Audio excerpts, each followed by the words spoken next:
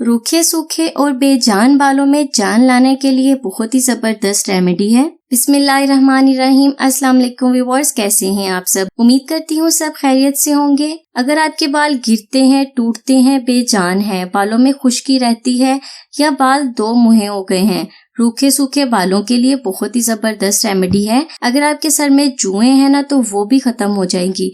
बालों की बहुत सारी बीमारियों का हल आज की इस रेमेडी में मौजूद है। सिर्फ ये एक टोटका जो आप लोगों के साथ शेयर कर रही हूँ बालों की बहुत सारी बीमारियों से आपकी जान छुड़ा देगा। तो चलते हैं रेमेडी की तरफ। मैं आपको बताती हूँ इस रेमेडी को बनाना कैसे है। तो आज की स्पेशल रेमेडी के लिए हमें सबसे पहले चाहिए प्याज। प्याज हर घर में किचन में पाया जाता है। प्याज में सल्फर पाया जाता है जो बालों की ग्रोथ में इजाफा करता है, आपके बालों को सिल्की, स्मूथ और शाइनी बनाता है। बहुत ही नरम और मुलायम से बाल हो जाएंगे आपके। हमें यहाँ चाहिए प्याज का रस। प्याज को मैं छील लूंगी। अगर आपके बाल गिरते हैं, टूटते हैं, दो मुहे बाल हैं तो उनके लिए बहुत ही जबरदस्त रेमेडी है। प्याज को छीलने के बाद हम इसे ग्रेट कर लेंगे। कद्दूकस की हेल्प से हम इसे कश कर लेंगे ताकि हम इसका रस आसानी से निकाल सके। अगर आप कश करके नहीं निकालना चाहते तो आप ब्लेंडर की हेल्प से भी ब्लेंड करके भी इसका रस निकाल सकते हैं। यहाँ मैं आपके सामने बना रही हूँ इसीलिए मैं कद्दूकस कर रही हूँ। प्याज को मैंने कश कर लिया है।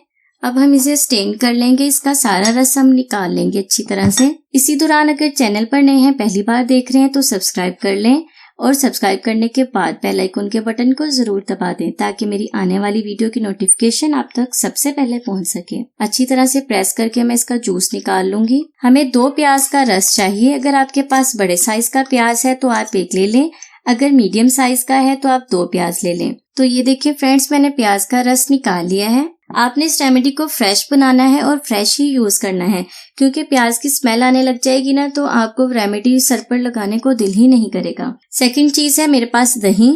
दही मैं इसमें ले रही हूँ तकरीबन हाफ प्याली। आप अपने बालों की लेंथ के हिसाब से दही का इस्तेमाल कर सकते हैं। कलवंजी को मैंने ग्राइंडर में डालकर ग्राइंड कर लिया था। ये देखिए इसका पाउडर बन गया है। 1 चम्मच के करीब हमें चाहिए कलवंजी का पाउडर।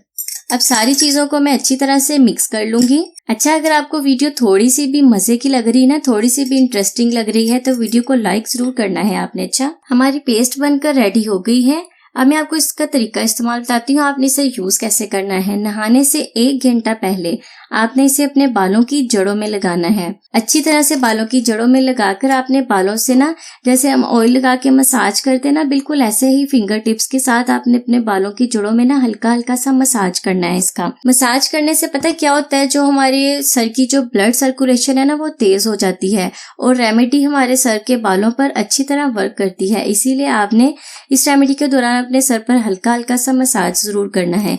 1 घंटा इसे अपने बालों पर लगा रहने दें, उसके बाद सर धो लें। बालों के बहुत सारी परेशानियों से आपकी जान छूट जाएगी और इस रेमेडी को यूज करने के बाद आपके बालों में नई जान आ जाएगी। तो फ्रेंड्स, ये थी मेरी आज की रेमेडी। उम्मीद करती हूँ आपको पसंद आएगी। वीडियो को लाइक और दूसरों के साथ शेयर जरूर करें और मुझे दुआओं में याद रखें। अल्लाह हाफिज।